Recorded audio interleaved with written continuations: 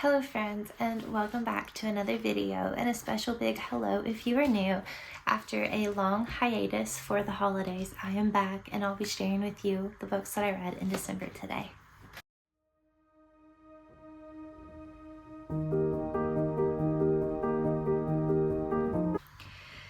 In the month of December, I read 5 physical books and we're already off to a rough start. I read 5 physical books and 1 ebook, making that a grand total of 6. As always, I will start with the physical books. The first physical book that I read was Demon Copperhead by Barbra Kingsolver. This tells the story of a young boy. His name is Damon, but his nickname is Demon. And it's essentially a coming-of-age story of him in Appalachia. He is born to a drug-addicted single mom in a single-wide trailer and has no father. His father has died before he was born.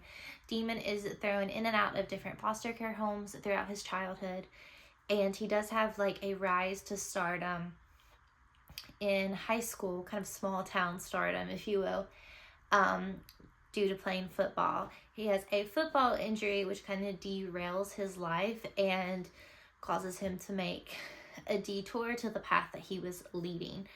I had really high expectations for this book, and I think that was what hurt it, because there were some really beautiful moments and some really profound bits that were worded so well, but I just wanted more of that, because those were just a few fleeting moments within the novel and not the entirety or the majority of it.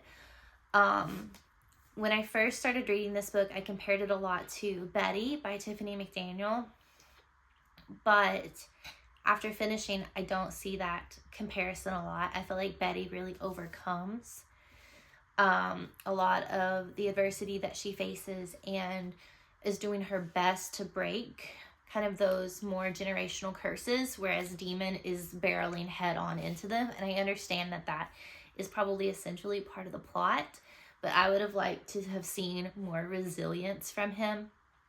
I also just felt that the ending just tied everything up nice and neat with a bow. I felt like the middle drug on and it got really boring for me to read the story or to pick it up with, in contrast to some of the other books that I was reading at the time, and then for the ending just to be like, okay, we're done here.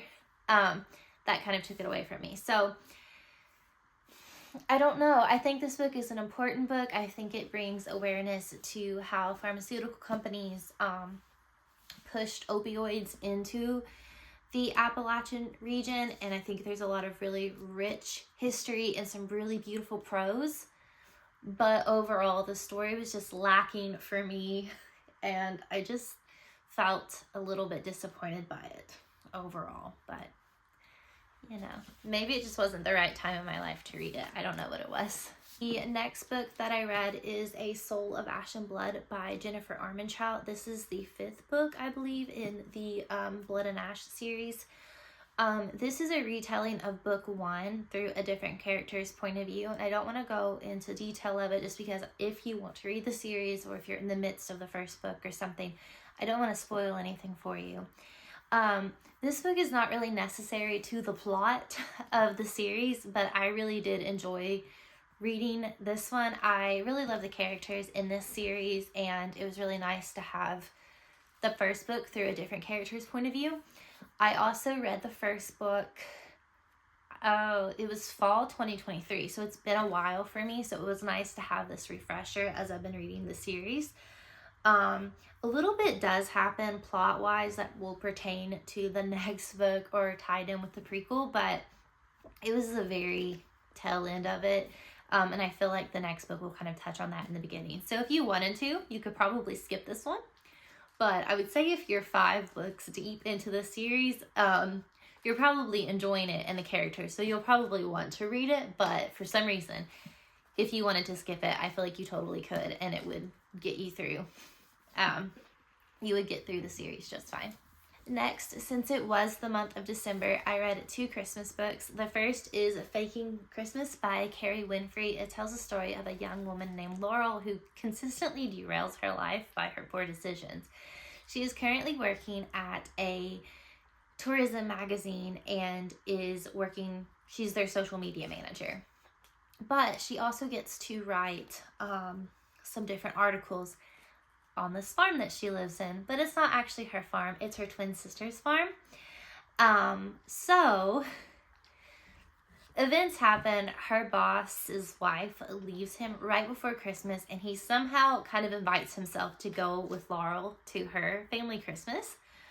Laura agrees because she doesn't know what to do, and but now she has to pretend that it really is her farm, not her twin sisters, that her niece and nephews are her children, not her sisters, and they have to find her a fake husband. And who do they find but Max, who is kind of her like nemesis.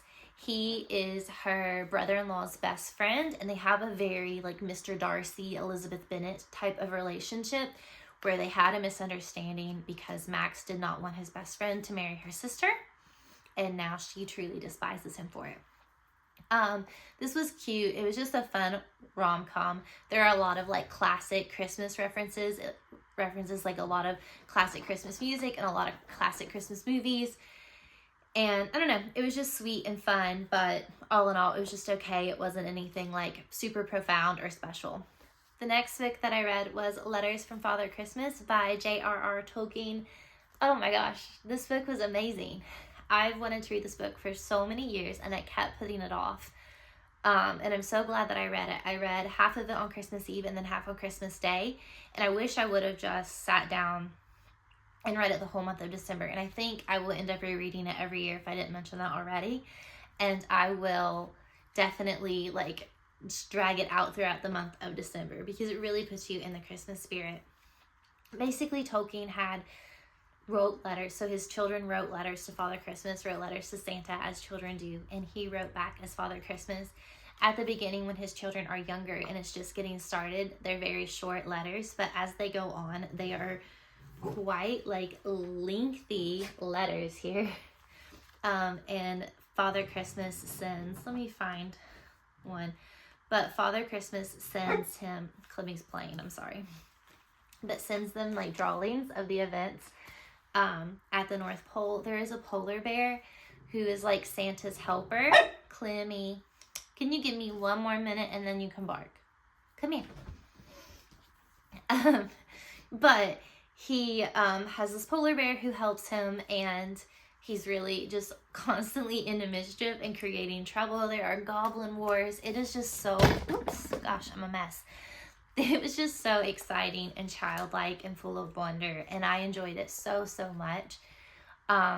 It also, Tolkien's children were growing up during the war, so it also references that in the letters, which I thought was really a good thing for a parent to do. But it was wonderful, and it was really sad to see some of like the older children age out and the letters be aimed toward Tolkien's younger children. But I also thought it was really sweet how they consistently still included them, like Father Christmas still sent love to them even though they were too old for stockings. The last book that I read in December and the last book that I read of the year ended up being one of my favorite books of the year, and it was Small Things Like These by Keegan. This tells the story of an Irish man named Bill during 1985. He's a coal delivery man, so he is making his deliveries to a local convent, and he makes a really startling and kind of disturbing discovery, and this leads to a lot of inner turmoil and a lot of wrestling between what is the right thing to do versus what is the easy thing to do, and like potentially closing his eyes to what the church is doing in order to just go with the flow.